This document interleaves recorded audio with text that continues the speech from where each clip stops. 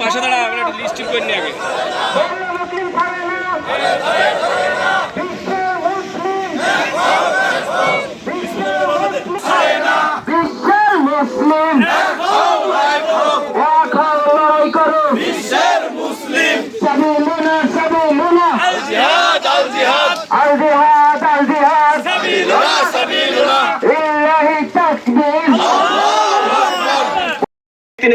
কিভাবে কি নৃশংসভাবে আমাদের শিশুদেরকে হত্যা করা হচ্ছে।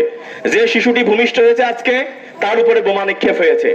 যারা সেহেরি খেয়েছে, তারা যখন সেহেরির কোনো খাবার নেই, পানি নিয়ে বসেছে, মাথার উপরে বোম পড়েছে। তারা ইফতার নিয়ে বসেছে, সামান্য একটা রুটি নিয়ে, সেখানে তাদের বিল্ডিংটি তাদের ধ্বংস করে দেওয়া হয়েছে। কি নির্মম পরিহাস আমাদের। অথচ আমরা যখন দেখি একই ভিডিও, যখন আমরা মোবাইলে দেখি ফিলিস্তিনের ঘটনা, আমরা আবার কিছুক্ষণের পরে দেখি একটি গানের ভিডিও, স্ক্রল করি, আমরা রিলস দেখি, আমরা ভুলেই যাই যে এরকম একটি আমার সন্তান, আমার ভাই, আমার বোন। আপনারা কি জানেন 2 বছরের কম সময় 55,000-এর বেশি মানুষকে হত্যা করা হয়েছে। 55,000 মানুষ বোঝেন কয় ইউনিয়নের মানুষ লাগে?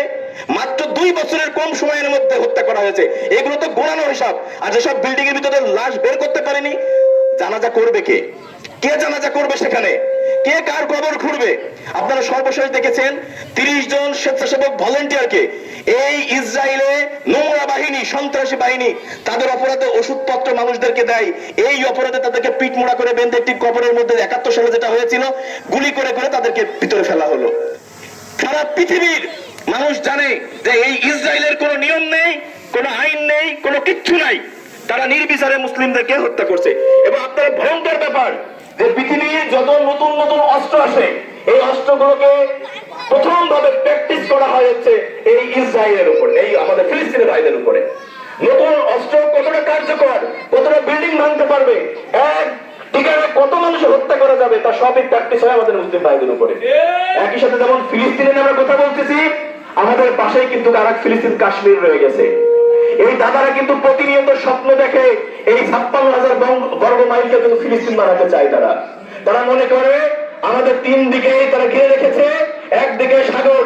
এই কথা যারাই বলবে ধরে নেবেন তারা আমাদেরকে ঠেকানোর দায়িত্ব ছিল আমাদের সকলেরই, সকল মুসলিমের কিন্তু দায়িত্ব ছিল। সেই দায়িত্ব আমরা সেইভাবে পালন করতে, সেভাবে পালন করা আমাদের পক্ষে সম্ভব হয়নি বা হচ্ছে না।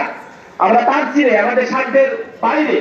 তো যদি কোনো কর্ম সাধ্যের বাইরে হয়ে থাকে, হয়ে যায়, হাদিসের ভাষায় হচ্ছে, তখন আপনাকে সেটা আজকের যে অনুষ্ঠান, আজকের যে প্রোগ্রাম, এইরকম অনুষ্ঠান, এইরকম প্রোগ্রাম, এইরকম প্রতিবাদিতার ভিত্তিতে লেখনীতে হতে পারে, আপনার এরা বক্তৃতার ভিতরে হতে পারে, এভাবে সকল জনসমুদ্রকে একত্রিতকরণ করে একটা বলিষ্ঠ